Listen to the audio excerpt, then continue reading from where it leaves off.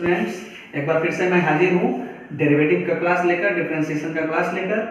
आज हम लोग एक और क्वेश्चन देखेंगे फर्स्ट प्रिंसिपल से, कैसे उसका डेरिवेटिव निकालते हैं। पिछले दिन हम लोगों ने देखा था कि x के पावर n जो फॉर्मूला था, x to the power n जो फंक्शन था, उसका हम लोगों ने फर्स्ट प्रिंसिपल से डेरिवेटिव निकाला था। आज हम लोग एक ट्रिगोनोमेट्रिक फंक्शन लेते हैं। क्वेश्चन है हमारे पास, find the derivative of f(x) = sin x by first principle. तो फर्स्ट प्रिंसिपल से आज हम एक क्वेश्चन देखेंगे, उसके बाद कॉन्सेप्ट क्लियर हो जाएगा। उसके बाद हम लोग और क्लास को आगे बढ़ाएंगे। फर्स्ट प्रिंसिपल से अगर कॉन्सेप्ट क्लियर नहीं रहेगा, अगर स्टूडेंट की शिकायत ज़्यादा आएंगी तो और क्वेश्चन करेंगे, नहीं तो फिर हम लोग आगे बढ़ेंगे। सबसे पहले हम लोग देखेंगे क्या कि गिवन फंक्शन जो है, गिवन फंक्शन क्या है, f(x) = sin x। यह फंक्शन है गिवन। डेफिनेशन से हम लोग जानते हैं, बाय डेफिनेशन फर्स्ट प्रिंसिपल का मतलब कि डेरिवेटिव का डेफिनेशन यूज कर रहा है। तो बाय डेफिनेशन हम लोग जानते हैं कि dy/dx, यूं कहें कि f(x) = sin x है, तो का मतलब कि y = sin x है। सेम चीज f(x) को ही y बोलते हैं, y = sin x लिखे या f(x) = sin x लिखे। x पर डिपेंड कर रहा है, x ऐसा फंक्शन है कि इसमें x अगर डालते हैं तो sin x आता है। तो अब dy/dx का जो डेफिनेशन से हम लोग यूज कर रहे थे, तो उसका क्या होता था भाई कि limit del x tends to 0 f(x) + del x minus f(x) divided by del x। इसी को हम ऐसे भी लिख सकते हैं, del x के जगह पे केवल क्या कर दे सकते हैं कि हम लोग del x के जगह पे h ले सकते हैं अपने मन से।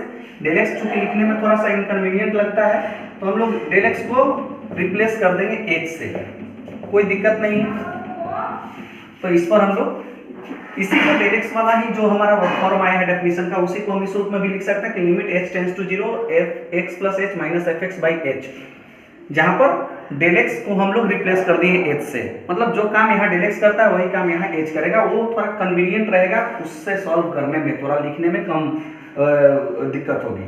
तो अब हम लोग बाय डेफिनेशन अगर यूज करें तो dy/dx या dy/dx को हम लोग एक तरह से भी लिख सकते हैं कि f'(x), ये भी या तो y का अगर डेरिवेटिव अगर डिनोट करना है तो dy/dx लिखो, या वही y जो कि f(x) के रूप में लिखा जाता है, तो f(x) को अगर शॉर्ट में नोटेशन देना है डेरिवेटिव का तो f'(x) भी लिखते हैं, यानी कि dy/dx और f'(x) दोनों सेम ही है, डेरिवेटिव को ही डिनोट करता है। ये हो गया कि शॉर्ट फॉर्म है इसका, शॉर्ट फॉर्म में ये सिंबल है डेरिवेटिव का। तो अगर हम f'(x) अब निकालते हैं तो क्या लिखेंगे भाई, limit h tends to 0 f(x) + h।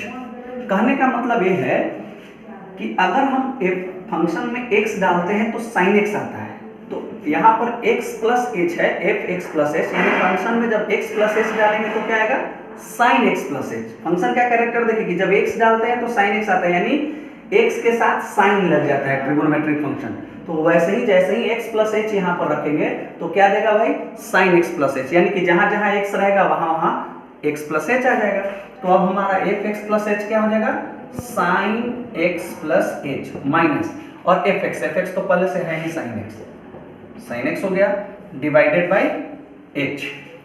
अब हम लोग आगे बढ़ेंगे तो f(x) जो आएगा हमारा, वो आएगा लिमिट h टेंड्स टू 0।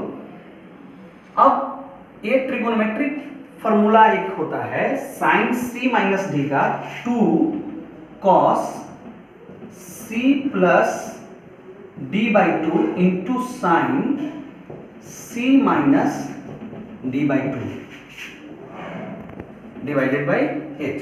एक फॉर्मूला यूज करते थे हम लोग ट्रिगोनोमेट्री में कि sin c - sin d बराबर होता है, इक्वल टू होता है 2 cos c + d/2 into sin c - d/2।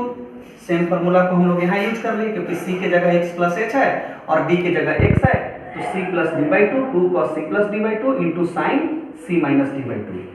जब आगे इसको और हम लोग थोड़ा सिंप्लीफाई करेंगे, लिमिट h टेंड्स टू 0, तो आएगा 2 cos, यहाँ x + x 2x 2x/2 x हो जाएगा, प्लस h/2 इंटू यहाँ x - x कैंसिल हो जाएगा, तो यहाँ सिर्फ बचेगा sin h/2 divided by h।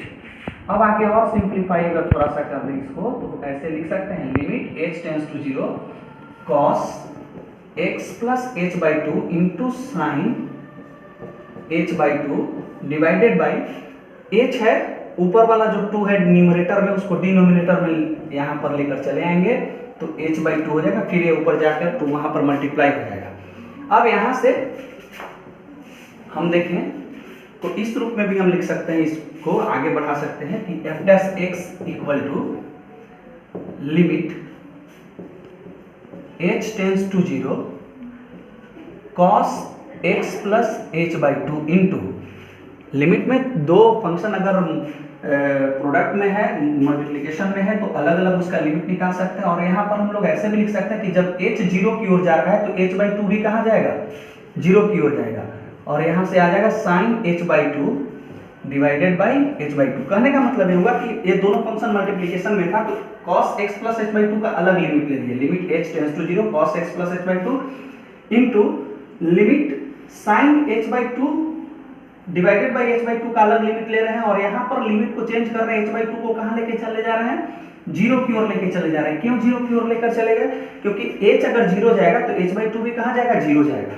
और हम ये जानते हैं फार्मूला से कि अब यहाँ से अगर हम लिमिट का वैल्यू रख दें, h के जहाँ जहाँ है वहाँ 0 रख दें, तो अब हम एक फार्मूला जानते हैं कि यहाँ पर जैसे ही h के जगह पे 0 रखेंगे तो cos x सिर्फ बचेगा, cos x बचेगा, क्योंकि h 0 होगा, h/2 0 हो जाएगा, यहाँ सिर्फ cos x बचेगा। और ये वाला जो है फार्मूला पे चला गया, यहाँ इसका वैल्यू 1 आएगा। क्यों आएगा 1 भाई, क्योंकि हम जानते हैं कि limit theta tends to 0 sine theta by theta का मान 1 होता है। अगर थीटा 0 की ओर जा रहा है और साइन थीटा बाई थीटा इस रूप में अगर लिमिट है तो उसका वैल्यू 1 होता है, ये फार्मूला। तो इस वजह से हमारा ये वाला जो हो गया उसका वैल्यू 1 हो गया। तो इस तरह से हम कह सकते हैं कि f' कितना आ गया, केवल cos x इंटू 1 यानी कि cos x। और ये हमारा एक और फार्मूला आ गया कि अगर f(x) equal to sin x है तो उसका डेरिवेटिव x के रेस्पेक्ट में cos x होगा। Thank you.